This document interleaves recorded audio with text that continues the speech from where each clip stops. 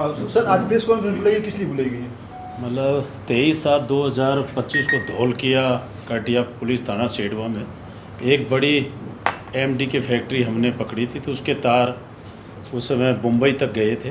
उसी में एक जो अभियुक्त रोहन, मेन जो अभियुक्त है रोहन कंपनी का मालिक है, रोहन को हमने एसएचओ चोटन के द्वारा वहाँ बॉम्बे से जाके इसको आज गिरफ्तार किया गया, पीसी लिए जाएंगे। उसमें पहले भी इस प्रकरण में 6 प्रकरण, ये 7वां अभियुक्त है जिसको रोहन को गिरफ्तार किया गया, जो रोहन कंपनी का मालिक है।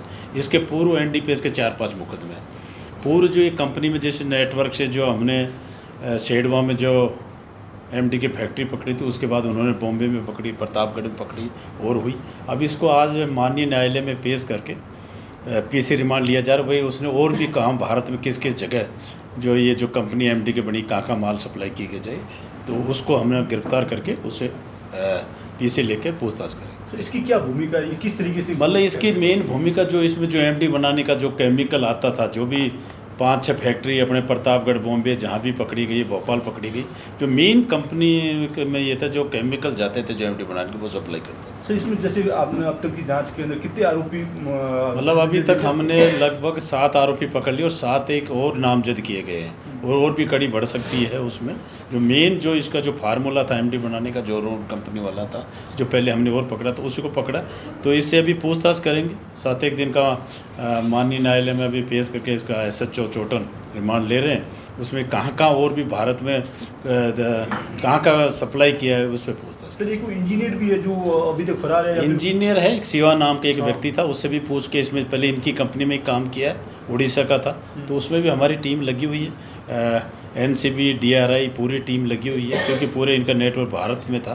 तो उसमें को भी शीघ्र गिरफ्तार। सर जो एक इनामी आरोपी था जो दिनेश बिश्नोई करके था, वो उसको पकड़ लिया? अभी रमेश था, एक का भी इनामी पकड़ लिएगा, उसमें भी हम लग रहे हैं शीघ्र सफलता में। हमारी टीम अभी लगी हुई है सारी, डीआरआई है, एनसीबी है, जो अपने एनटीएफ का जो अपना गठन है स्टेट का, वो सारी लगी हुई, तो उसमें भी शीघ्र गिरफ्तार। सर इस पूछताछ में क्या बताया, किस तरीके से ये मतलब जगह चिन्हित करते थे, क्या यह पूरा एक केमिकल का था जिसमें जैनेंद्र जो पकड़ा था, इसका केमिकल जो शिवा था किस तरह बनती थी। यहाँ के जो पहले जो भी एमडी के तस्कर अपने जो राजस्थान के या अलग अलग ये थे, तो इनका एक कोई फार्मूला पूरा मिल गया भाई किस तरह जो सप्लाई होती। तो इस हिसाब से कई जगह फैक्ट्री लगाने की कोशिश, जो अपने सेडवा है लगाते ही हमने तुरंत कार्रवाई की।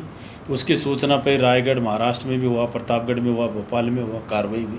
तो इनको एक पूरा फार्मूला मिलने के बाद जो भी बड़े तस्कर थे बड़ी स्पीड से इस कार्रवाई में लगे हुए थे, तो इसको इनको पूरा नेटवर्क का भंडाफोड़ किया। तो जो और भी इसमें जो भी हो गए उनके खिलाफ कार्रवाई करेंगे। सर इसमें कितना समय लगा इसको पकड़ने में?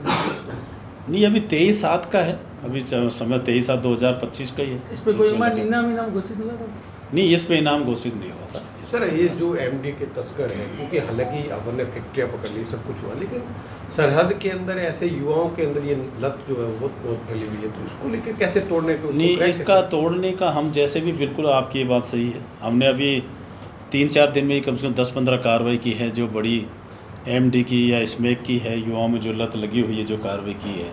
हम इनको यही कर रहे हैं, जो भी इस तरह के तस्कर हैं इनके 107 में संपत्ति जब्त कर रहे हैं, उसमें कार्रवाई चल रही है, और 68 ऐप में हम कार्रवाई कर रहे हैं। और जो इस तरह के जो बड़े बड़े तस्कर हैं जो अंतरिम जमानत पे आ गए, तो उनकी जमानत खारिज की माननीय उच्च न्यायालय में करने की वो कार्रवाई कर रहे हैं। तो इसी पूछताछ में कहीं बताया कि और भी कहीं फैक्ट्री लगाने का प्लान? पूछताछ अभी माननीय न्यायालय में भी पेश करके उसका लेंगे, फिर विस्तृत पूछताछ करेंगे।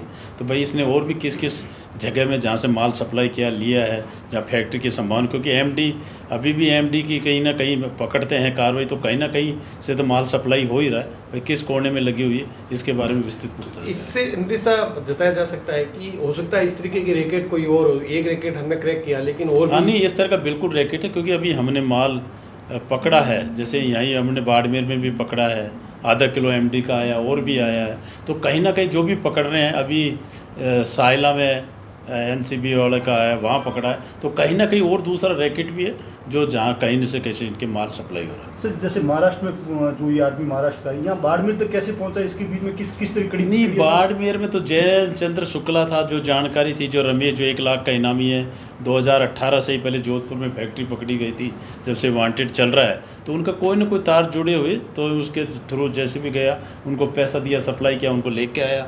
उनका इंजीनियर आया, राजस्थान के अपने जैसे बॉर्डर के अलग अलग कोने में जगह देखी, फिर कहाँ जैसे ये धौलकिया जो कोटिया में जो जगह देखी तो वहाँ उसमें फिर उसमें तुरंत ही कार्रवाई होगी। तो इन्होंने पूरा एरिया देखा हुआ, तो इनको जो भी तस्कर है तो ये भी जयचंद्र शुक्ला पहले भी ऑलरेडी जेल जा चुका है, तो कहीं ना कहीं सारा इनका जो भी NDPS वाले जो तस्कर थे उनसे उनके संपर्क थे। Thank you. ठीक